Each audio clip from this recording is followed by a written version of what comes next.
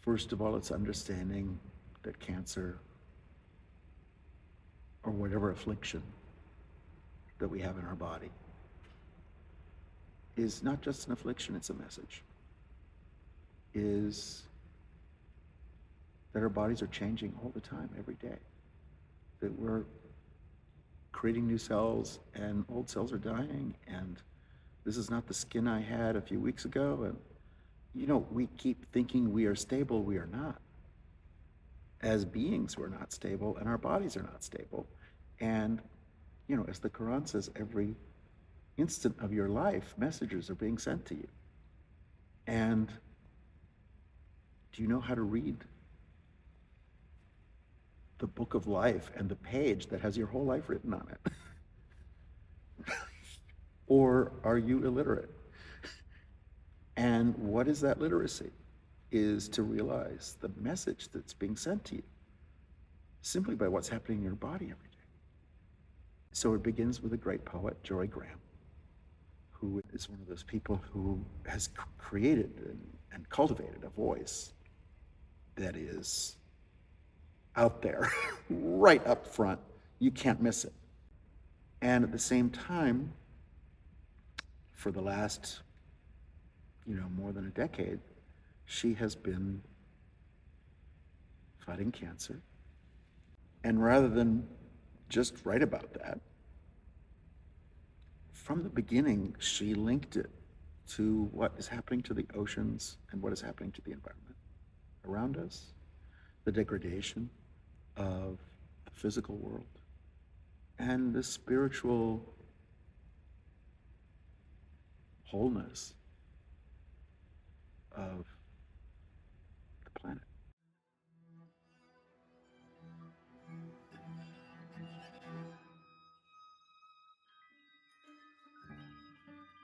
One of her well-known poems called Deep Sea Trawling, about the fishing thing of to get a few more tuna, you trawl with these huge metal scrapers and scrape up the entire ecosystem of the bottom of the ocean and throw away everything except the 10 more tuna you caught. And that poem compares, that nightmare activity to chemotherapy. And what it means, you feel scraped out. And everything that was you has been thrown away. So Music for New Bodies has 5 singers as one person, singing simultaneously all of these different emotions, all of these different thought lines, all of these memories, all of these wishes for the future, all of these rejection of the present, all of this prayer and all of this cursing.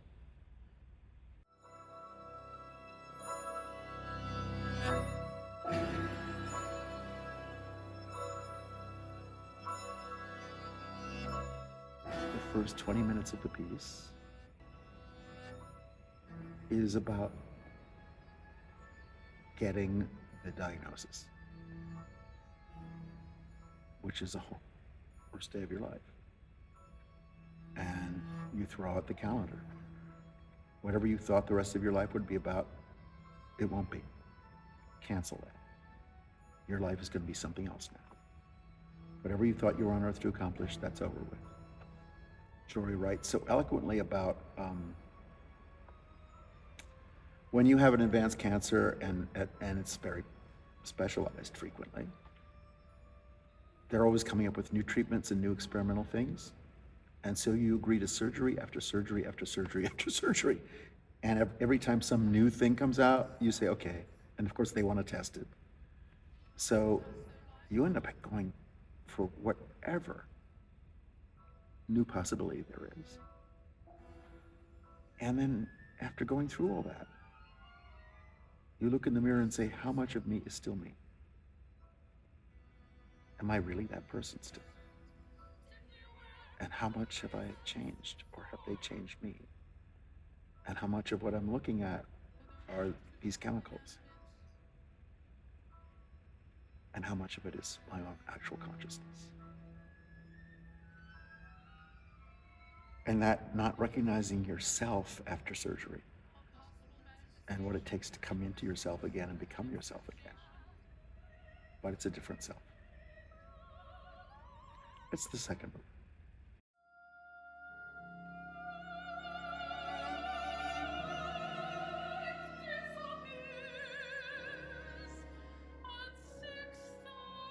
The third movement is a voice from the bottom of the ocean to the human race. The ocean speaks to human beings. It is just staggering. And it's some of Jorie's most eloquent stuff. You feel that it's Homeric in its power and impact. Neptune speaks, but Neptune, of course, is a woman. It's a female voice that's speaking from the bottom of the ocean to the human race. That is staggering.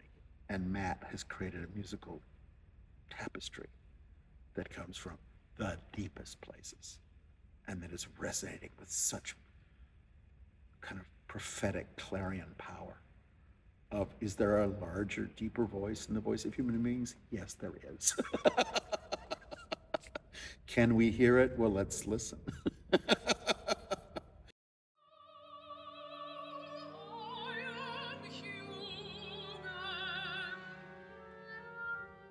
Matthew Aucoin has created an incredible musical world for the surgery. And it's inspired by Jorie's irreverence at, when you're surrounded by medical paraphernalia and these teams of doctors and nurses, you have so many feelings. And when you go into the MRI, for example, you're screaming inside, I do not want to go through this. Don't make me do this. I don't want to do this. I'm going to get up and walk out of here. I don't want to be humiliated and submitted to this.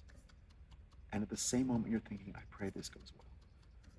I pray this works out. I pray the verdict is positive. And then, as those horrible noises start, you think, okay, I've got to think of anything that's not being here. And so you try and fill your mind with anything else besides what's actually happening.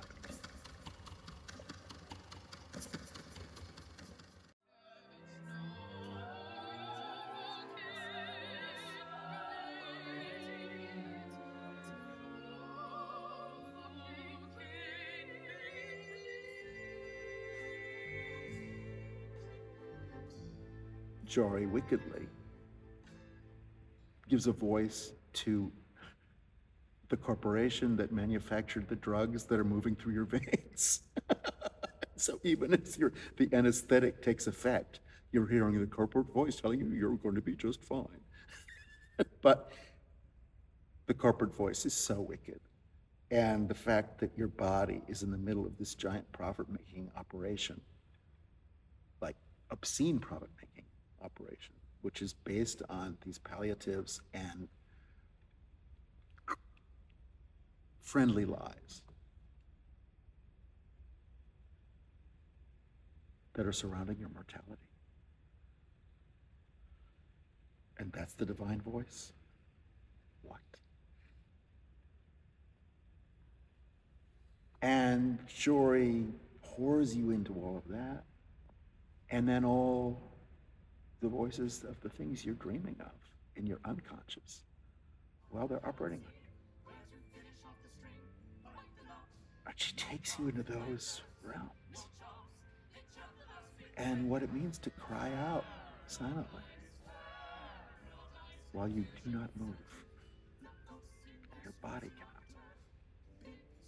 And your being is crying out. It is all transcribed by the robotic arm.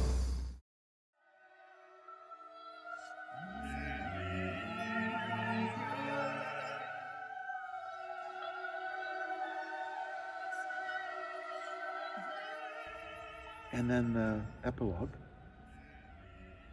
is a poem from Jorie's most recent book called,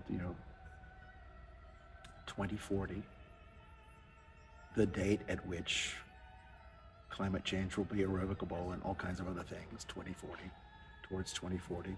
What is 2040? What, 2040, what is that? And there's a very short poem she wrote with basically one word per line. And one day, when I was accidentally listening, the earth said, I am the earth. Remember me.